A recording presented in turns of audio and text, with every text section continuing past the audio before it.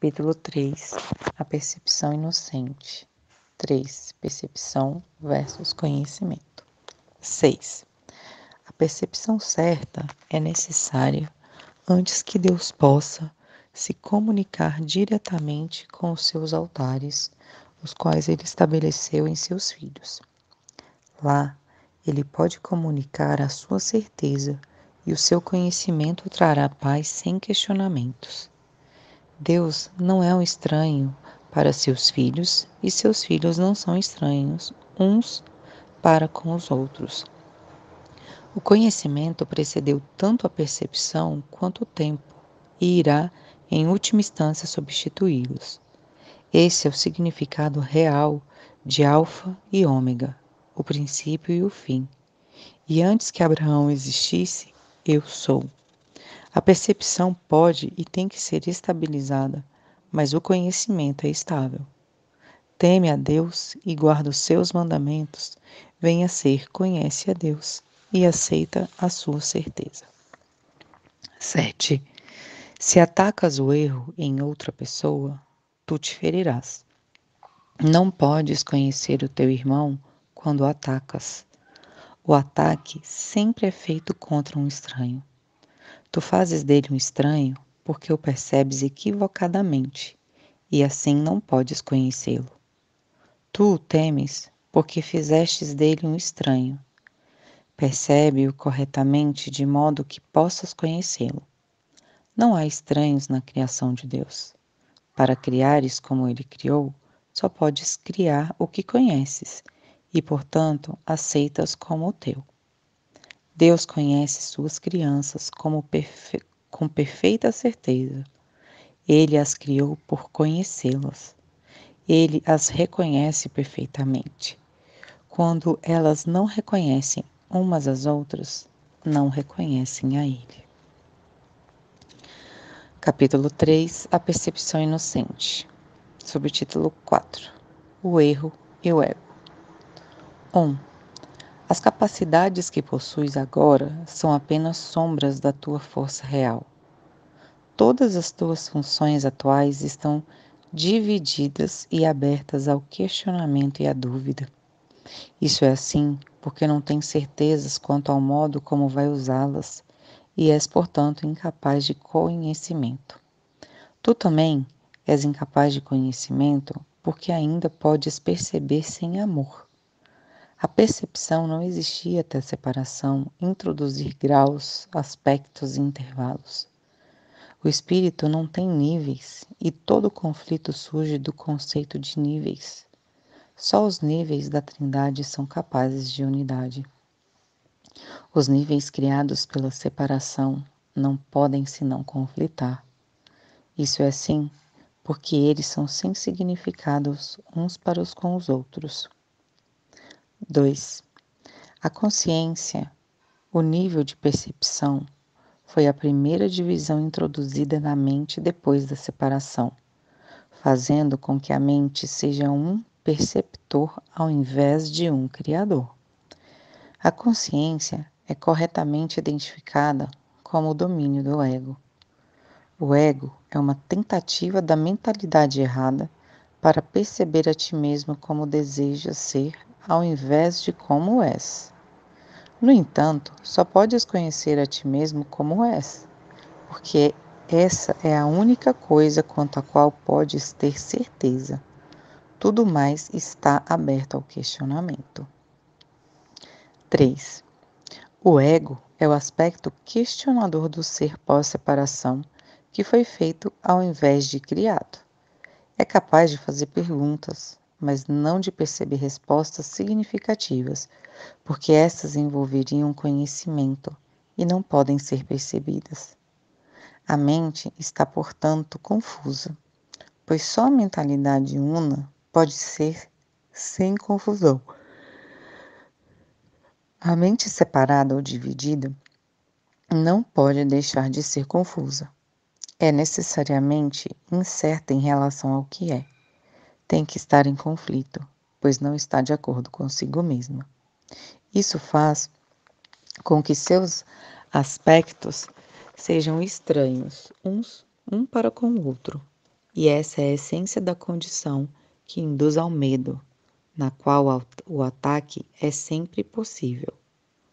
Tens toda a razão para sentir medo, percebendo a ti mesmo como tu te percebes. E por essa razão, que não podes escapar do medo enquanto não reconheceres que não criastes a ti mesmo, nem poderias tê-lo feito. Tu nunca podes fazer com que as tuas percepções equivocadas sejam verdadeiras, e a tua criação está além do teu próprio erro. É por essa razão que, eventualmente, tens que escolher curar a separação. 4. A mentalidade certa não deve ser confundida com a mente que conhece, porque só é aplicável à percepção certa. Tu podes ter a tua mente disposta para o que é certo ou errado, e até mesmo isso está sujeito a graus, demonstrando claramente que o conhecimento não está envolvido. O termo mentalidade certa é usado de forma adequada como a correção para a mentalidade errada, e se aplica ao estado mental que induz a percepção acurada. É a mente que se volta para o milagre, porque cura a percepção equivocada, e isso é de fato um milagre, considerando o modo como percebes a ti mesmo. 5. A percepção sempre envolve um certo uso equivocado da mente, porque traz a mente a áreas de incerteza. A mente é muito ativa. Quando escolhe estar separada, escolhe perceber.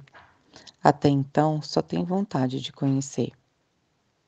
Depois disso, só pode escolher ambiguamente, e a única saída para a ambiguidade é a percepção clara.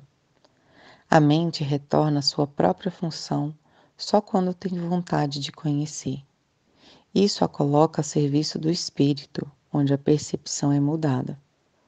A mente escolhe se dividir quando escolhe fazer os seus próprios níveis, mas ela não poderia se separar inteiramente do espírito, porque é do espírito que deriva todo o seu poder de fazer ou criar. Mesmo na criação equivocada, a mente está afirmando a sua fonte ou meramente deixaria de ser.